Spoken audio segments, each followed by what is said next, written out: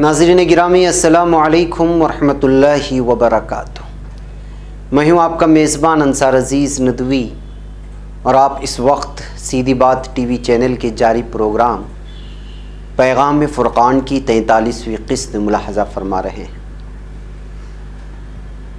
ناظرین، آج ہم سورہ بقرہ کی 25ویں آیت کی تفسیر پیش کرنے جا رہے ہیں۔ وَبَشِّرِ الَّذِينَ آمَنُوا وَعَمِلُوا الصَّالِحَاتِ أَنَّ لَهُمْ جَنَّاتٍ تَجْرِي مِن تَحْتِهَا الْأَنْهَارُ كُلَّمَا رُزِقُوا مِنْهَا مِن ثَمَرَةٍ رِزْقًا قَالُوا هَذَا الَّذِي رُزِقْنَا مِن قَبْلُ وَأُتُوا بِهِ مُتَشَابِهًا وَلَهُمْ فِيهَا أَزْوَاجٌ مُطَهَّرَةٌ وَهُمْ فِيهَا خَالِدُونَ۔ ناظرین، الفاظ کے معانی الگ الگ کچھ اس طرح سے ہیں۔ وَبَشِّرِ الَّذِينَ، اور خوشخبری دو جو لوگ آمنوا ایمان لے آئے، وَعَمِلُوا الصَّالِحَاتِ اور انہوں نے عمل کیے نیک، أَنَّ لَهُمْ کہ ان کے لیے جنات باغات تجری بہتی ہیں، من تحتها ان کے نیچے سے، الانہار نہریں، کلما جب بھی رزقوا کھانے کو دیا جائے گا، منہا اس سے یا ان میں سے، من ثمرتن کوئی پھل، رزقن رزق، قالوا تو وہ کہیں گے، ھذا الذی یہ وہ جو کہ رزقنا ہمیں کھانے کو دیا گیا، من سے، قبل پہلے، وَأُتُوا حالانکہ انہیں دیا گیا ہے، بِہ اس سے، متشابہا ملتا جلتا، وَلَهُمْ اور ان کے لیے، فیہا اس میں، ازواج بیویاں، مطہرۃ پاکیزہ، وہم اور وہ، فیہا اس میں، خالدون ہمیشہ رہیں گے۔ ناظرین، الگ الگ الفاظ کے معنی تھے۔ اب ہم پورا ترجمے پر نظر کرتے ہیں۔ اور جو لوگ ایمان لائے اور دیکھ عمل کرتے رہے، ان کو خوشخبری سنا دو کہ ان کے لیے نعمت کے باغ ہیں جن کے نیچے نہریں بہہ رہی ہیں۔ جب انہیں ان میں سے کسی قسم کا میوہ کھانے کو دیا جائے گا تو کہیں گے یہ تو وہی ہے جو ہم کو پہلے دیا گیا تھا، اور ان کو ایک دوسرے کے ہم شکل میوے دیے جائیں گے، اور وہاں ان کے لیے پاک بیویاں ہوں گی، اور وہ بہشتوں میں ہمیشہ رہیں گی۔ بہشت یعنی جنت۔ ناظرین، پیغام فرقان کے گزشتہ ایپیسوڈ میں آپ نے کفار کو دیے گئے چیلنج کا ذکر اور اس چیلنج کے جواب کے سلسلے میں ان کی بے بسی کا بیان سنا تھا۔ اس چیلنج کو قبول کرنے میں کفار کی ناکامی اور مقرر ہٹ درمی کے سبب انہیں دوزخ کا ایندھن بنانے کی دھمکی بھی آپ نے سماعت فرمائی تھی، اور یہ بھی آپ نے سنا تھا کہ کافروں اور دشمنان دین کی اس روش کفر کی کیا سزا ہوگی اور کس عذاب و رسوائی سے ان ڈھیٹ لوگوں کو دوچار کیا جائے گا۔ اس کے فوراً بعد اہل ایمان کو بھی خوشخبریاں سنائی جا رہی ہیں، جو اس وقت آپ نے آیت سنی۔ اہل ایمان، نیکوکار اور صالح نفوس کی جزا و ثواب اور ان کی سرخروئی کا بیان ہے اس آیت میں۔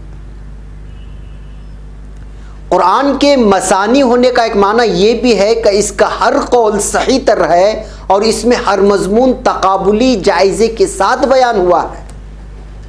اس کا مفصل بیان بھی انشاءاللہ کسی مناسب موقع پر آئندہ قسطوں میں آئے گا کہ مثانی کیوں کہا گیا قرآن کو۔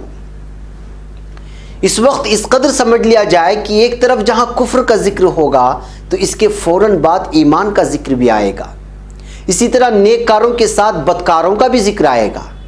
مطلب یہ کہ جس چیز کا بھی بیان ہوگا اس کے مقابلے کی چیز کا بھی ذکر کر دیا جائے گا، چاہے معنی میں متشابہ ہی کیوں نہ ہو۔ ایسے دونوں متضاد الفاظ قرآن میں تکرار کے ساتھ وارد ہوتے رہے ہیں، اور اس صورتحال دراصل قرآن کے اوصاف میں شمار ہوتی ہے، اور اصطلاحی زبان میں یہی مثانی کہلاتا ہے، اور اسے متشابہ بھی فرمایا گیا ہے۔ بہرکیف یہ آیت سے ہٹ کر کی کچھ تفسیر تھی جو آپ لوگوں کے سامنے رکھنا تھا کہ مثانی کس کو کہا جاتا ہے، قرآن کو مثانی کیوں کہا گیا ہے۔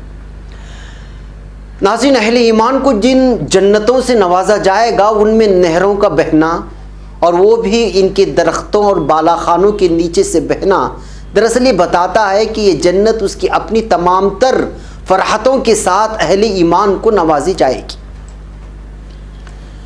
حدیث شریف میں آتا ہے کہ نہریں بہتی تو ہوں گی لیکن کہیں گڑھا نہیں ہوگا، اور حدیث میں یہ بھی ہے کہ نہر کوثر کے دونوں کناروں پر سچے موتیوں کے قبے ہوں گے، اس کی مٹی مشک خالص ہوگی اور اس کی کنکریاں لؤلؤ اور جواہرات ہوں گی۔ اللہ تعالیٰ اپنے فضل و کرم سے ہمیں بھی ان نعمتوں سے سرفراز فرمائے، آمین۔ وہ احسان کرنے والا بڑا ہی رحیم ہے۔ ابن ابی حاتم میں بیان کردہ حدیث کے مطابق جنت کی نہریں مشک کے پہاڑوں کے نیچے سے جاری ہوں گی۔ حضرت عبداللہ رضی اللہ تعالیٰ عنہ سے بھی یہی مروی ہے۔ جنتیوں کا یہ قول کہ پہلے بھی ہم کو یہ میوے دیے گئے تھے اس آیت میں، اس سے مراد یہ ہے کہ دنیا میں بھی یہ میوے ہمیں ملے تھے، مگر لذت کے اعتبار سے یہ جنت کے میووں سے کم لذت والے تھے۔ یعنی دنیا میں پائے جانے والے میوے یعنی کہ فروٹس، اور جنت پہ پائے جانے والے میووں میں فرق ہوگا، اور وہ کیا فرق ہوگا؟ وہ یہ کہا جا رہا ہے کہ یہاں کے کم لذت والے ہوں گے اور جنت میں جو ملیں گے وہ اس کی لذت بھی زیادہ ہوگی، الگ ہوگی، اور اس کے علاوہ اس کا حجم اور اس کی الگ الگ اس کی جو بہت ساری صفت الگ الگ حدیث میں بیان کی گئی ہے۔ آگے اس کا تذکرہ آئے گا۔ صحابہ رضی اللہ عنہم اجمعین اور ابن جریر رحمۃ اللہ علیہ نے بھی اس قول کی تائید کی ہے، یعنی ظاہری صورت و شکل میں وہ بالکل مشابہ ہوں گے۔ یحییٰ ابن کثیر کہتے ہیں کہ ایک پیالہ آئے گا اور کھا لیں گے، پھر جنت میں پھر دوسرا آئے گا تو کہیں گے کہ یہ تو ابھی ابھی کھایا تھا۔ فرشتے کہیں گے کہ حضور کھا کر تو دیکھیے۔ جب کھایا جائے گا تو اگرچہ صورت و شکل میں یکساں ضرور ہوں گے لیکن مزہ بالکل الگ ہی ہوگا۔ یعنی ہر پیالے کا مزہ جو جنت میں ملے گا، کھانے کی کوئی بھی اشیاء ہو، وہ پہلے والے پیالے سے ملے گی نہیں بلکہ تبدیل ہو جائے گی۔ کہا گیا ہے کہ جنت میں جو گھاس اگی ہوئی ہوگی وہ زعفران کی گھاس ہوگی، اس کے ٹیلے مشک کے ہوں گے، چھوٹے چھوٹے خوبصورت غلمان ادھر ادھر سے میوے لا لا کر پیش کر رہے ہوں گے۔ اہل ایمان ان کو کھا رہے ہوں گے، پھر وہ وہی میوے دوبارہ پیش کریں گے تو اہل جنت کہیں گے یہ تو میں نے ابھی کھایا تھا، تو وہ جواب دیں گے نہیں تو ابھی کھایا تھا، تو وہ جواب میں عرض کریں گے حضرت رنگ روپ تو ایک ضرور ہے لیکن ذائقہ تو دیکھ لیجئے، چکر تو دیکھیے، اور جب کھایا جائے گا تو اور ہی لطف کے حامل محسوس ہوں گے، یعنی اس کا کچھ اور ہی مزہ اور اس کی لذت ہوگی۔ ناظرین، یہ میوے ان کے ہم شکل لائے جائیں گے جو دنیا کے میووں کے مقابلے میں نام، شکل اور صورت کے اعتبار سے ملتے جلتے نظر آئیں گے، لیکن ان کا مزہ کچھ اور ہی ہوگا۔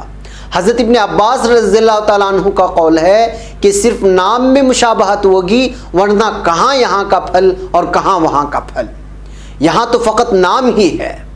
حضرت عبد الرحمن کا قول ہے دنیا کے پھلوں جیسے پھل دیکھ کر اہل جنت کہیں گے یہ تو ہم دنیا میں بھی پہلے کھا چکے ہیں، مگر جب چکیں گے تو لذت کچھ اور ہی ہوگی۔ پھر وہاں جو بیویاں انہیں ملیں گی وہ گندگی، ناپاکی، حیض و نفاس، پیشاب، پاخانہ، تھوک، رینٹ اور دیگر چیزوں سے بالکل پاک و صاف ہوں گی۔ حضرت حوا علیہ السلام بھی حیض سے پاک تھیں، لیکن نافرمانی سرزد ہوتی ہی حیض کا سلسلہ شروع ہو گیا تھا۔ یہ قول سندن غریب ہے، ایک غریب مرفوع حدیث میں ہے کہ حیض، پاخانہ، تھوک، رینٹ سے وہ پاک تھی۔ اس حدیث کے راوی عبد الرزاق ابن عمر ہیں، مستدرک حاکم میں بیان کیا گیا ہے، جنہیں ابو حاتم البستی نے احتجاج کے قابل نہیں سمجھا۔ بظاہر یہ معلوم ہوتا ہے کہ یہ مرفوع حدیث نہیں بلکہ حضرت قتادہ کا قول ہے، واللہ اعلم بالصواب۔